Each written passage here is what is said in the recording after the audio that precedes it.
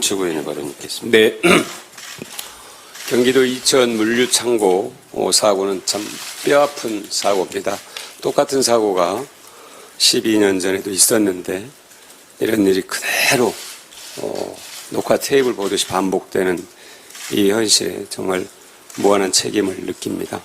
우리 사회 구석구석에 여전히 재난 안전망이 제대로 갖춰져 있지 않고 있다는 것을 확인할 수 있었습니다.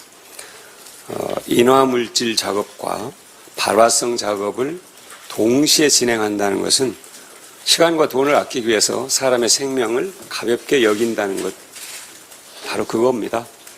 어떻게 사람의 생명을 소중히 여길 수 있도록 우리가 법과 제도를 전개할 것인가, 이것은 더불어민주당과 또 문재인 정부 또 21대 국회가 반드시 해야 될 일이다 이렇게 생각을 합니다. 고성 산불 사고도 참으로 1년 전에 일어난 것과 거의 같았는데 12시간 만에 진화가 됐습니다. 소방관 또 모든 공직자분들께 감사드립니다. 그리고 지역 주민들께도요. 다행스럽게 인명피해가 없었는데 체계적 진화와 총력 대응이 가능했던 것 가운데 그 이유 가운데 하나가 소방직 공무원의 국가직 전환도 빼놓을 수 없다. 이런 평가에 저는 주목을 합니다. 우리가 이 두 가지 사고에서 얻는 교훈은 매우 간결하고 명료합니다. 지적된 문제에 대해서는 즉시 바로잡는 것, 그리고 제시된 처방에 대해서는 즉시 실행하는 것.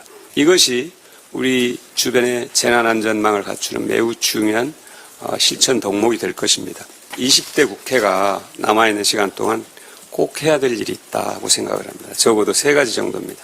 하나는 국가 재정 운영의 철학과 원칙을 확립하고 사회적 합의를 도출해내는 노력을 20대 국회가 마지막까지 할 필요가 있다고 봅니다.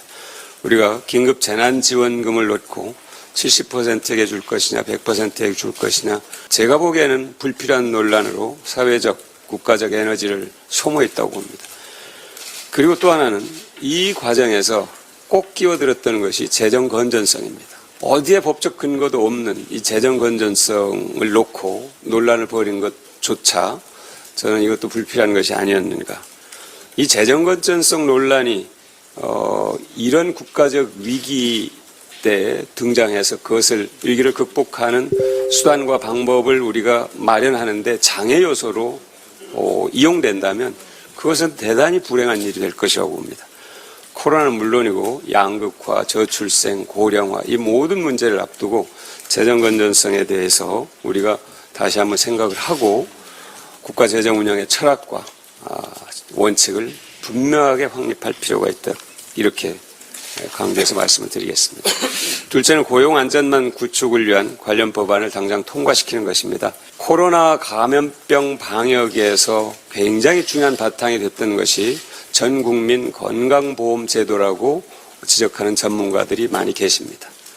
코로나 경제 위기 극복에 성공하기 위해서 꼭 필요한 것이 전 국민 고용보험 제도라고 생각합니다. 이 전 국민 고용보험 제도 그리고 한국형 실업부조제도인 국민취업지원제도 법안은 당장 이번 국회에서도 처리할 수 있을 겁니다. 셋째는 N번방 후속 입법입니다.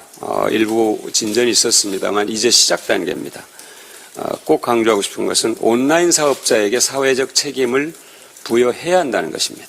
N번방과 같이 온라인에서 이루어지는 조직적인 범죄를 예방하기 위해서 디지털 범죄단체 조직체를 신설해야 한다는 것입니다.